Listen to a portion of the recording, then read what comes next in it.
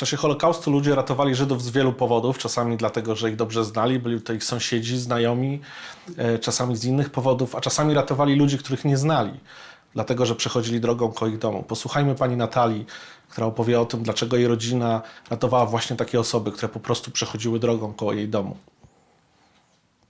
6 lat miałam, a mieszkałam. Wieś to była województwo warszawskie. Wieś, Przeraz Mały. Pamiętam, że u nas byli ludzie.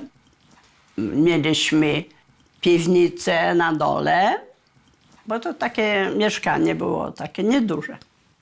I na górze był strych. I wiem, że na górze leżały pierzyny, mamy jakieś tam niepotrzebne, które się w lecie nie używało czy coś. I wiem, że tam właśnie się ukrywali i Żydzi, i nauczycielowie. O tym się dzieciom nie mówiło, nic.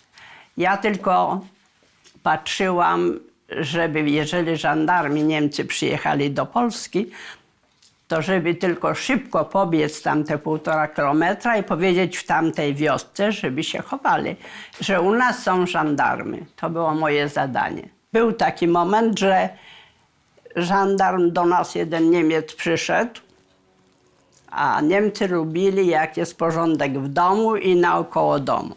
A u mojej mamy zawsze było tak. No i wpadł do nas i patrzył, gut matka, gut moter i poszedł.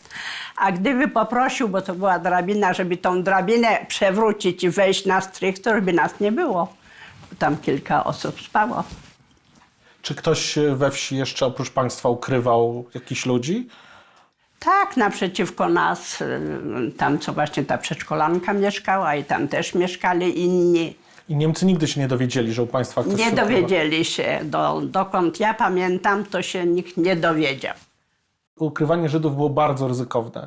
Gdyby Niemcy was złapali, to jak sama pani To od powiedziała, razu śmierć. całą rodzinę by zabili. Tak. Dlaczego pani rodzice się zdecydowali na to, żeby ich ukrywać?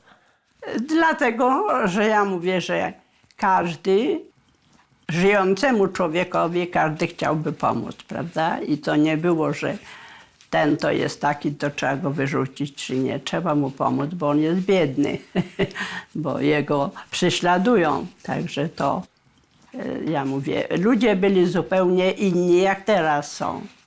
Mieli serca otwarte i starali się jedni drugim pomagać tym, czym mogli. I nie było straszne. Ja mówię, jak ja 1,5 kilometra biegłam tam do tego Przeradza, to był Przeradz Nowy. Tam też tyle było tych, którzy się ukrywali w tym Przeradzu, bo on był większy od mojego Przeradza. U mnie był mały Przeradz, a tam duży. Więc tam tak samo było tych ludzi. Dlatego ja mówię, to moje było zadanie, że się nie zastanawiałam nad tym, co to jest, czy coś. Lecieć i powiedzieć, że u nas są żandarmy. I ciocia moja jedna, mamy siostra, mówi, no Nacia to była taka, że noc nie noc, mnie tam nie było nigdy, że nie.